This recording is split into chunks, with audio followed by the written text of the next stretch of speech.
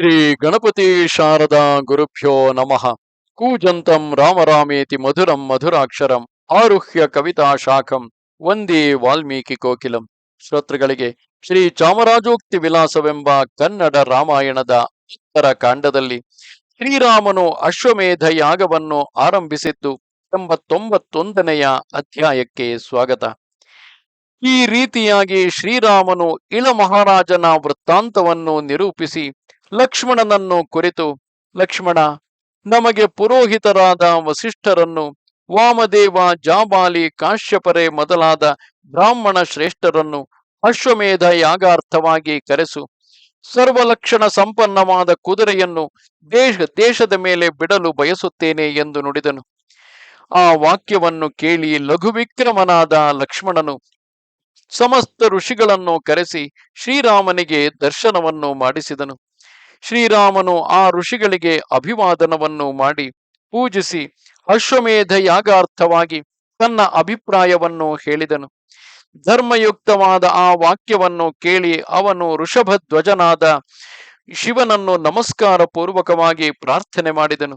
ಶ್ರೀರಾಮನು ಅಂಜಲಿ ಹಸ್ತನಾಗಿ ಆ ಋಷಿಗಳನ್ನು ಕುರಿತು, ಋಷಿಗಳಿರ, ಈ ಸಮಯದಲ್ಲಿ ಅಶ್ವಮೇಧವನ್ನು ಮಾಡಲು ಇಚ್ಛಿಸುತ್ತೇನೆ. ಅದು ನಿಮ್ಮ ಅನುಗ್ರಹದಿಂದ ಆಗಬೇಕು ಎಂದು ನುಡಿದನು. ಧರ್ಮಯುಕ್ತವಾದ ಆ ಮಾತನ್ನು ಕೇಳಿ ವಸಿಷ್ಠಾದಿಗಳು ಪ್ರೀತಿಯುಕ್ತವಾಗಿ ಹಾಗೆಯೇ ಆಗಲೆಂದು ಅಂಗೀಕರಿಸಿದರು. ಶ್ರೀರಾಮನು ಲಕ್ಷ್ಮಣನನ್ನು ಕುರಿತು, ಲಕ್ಷ್ಮಣ, ಮಹಾತ್ಮನಾದ ಸುಗ್ರೀವನು ತನ್ನ ಕಪಿಬಲಗಳನ್ನು ಕೂಡಿಕೊಂಡು ಬರುವ ಹಾಗೆ ಮಾಡು. ರಾಕ್ಷಸ ಸಮೇತನಾಗಿ ವಿಭೀಷಣನನ್ನು ಕರೆಸು. ನಮಗೆ ಬೇಕಾದ ಜನಕರಾಜ, ಕೇಕಯಾಧಿಪತಿ ಮೊದಲಾದ ನಾನಾ ದಿಗ್ದೇಶದ ರಾಜರು ನಮ್ಮ ಅಶ್ವಮೇಧ ಯಾಗವನ್ನು ನೋಡಲು ಬೇಗ ಬರಲಿ.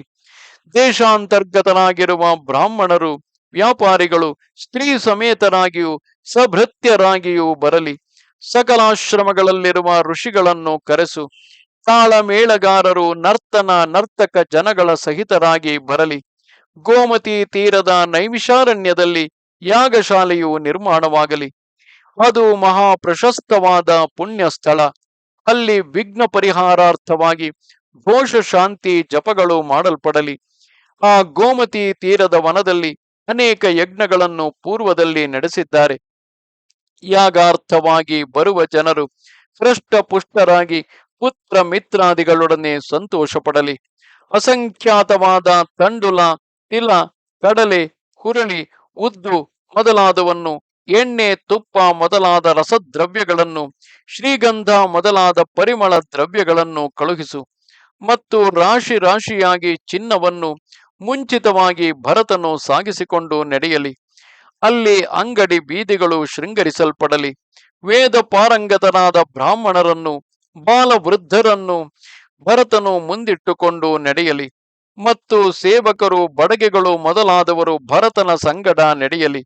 ನಮ್ಮ ತಾಯಂದಿರಾದ ಕೌಸಲ್ಯಾದೇವಿ, ಕೈಕೇಯಿ ದೇವಿ, ಸುಮಿತ್ರಾದೇವಿ ಮೊದಲಾದವರು ಕುಮಾರರು ಮುಂದೆ ನಡೆಯಲಿ. ಈ ಯಾಗಕ್ಕೆ ಅಂಗಭೂತವಾಗಿ ಸುವರ್ಣ ನಿರ್ಮಿತವಾದ ಸೀತಾ ಪ್ರತಿಮೆಯನ್ನು ಭರತನು ಸಂಗಡ ತೆಗೆದುಕೊಂಡು ಹೋಗಲಿ ಎಂದು ಆಜ್ಞೆ ಮಾಡಿದನು. ನಮಸ್ತೆ ಶಾರದೆ ದೇವಿ, ಕಾಶ್ಮೀರ ಪುರವಾಸಿನಿ, ತ್ವಾಮಹಂ ಪ್ರಾರ್ಥಯೇ ನಿತ್ಯಂ, ವಿದ್ಯಾದಾನಂಚ ದೇಹಿಮೆ. ನಮಸ್ಕಾರ.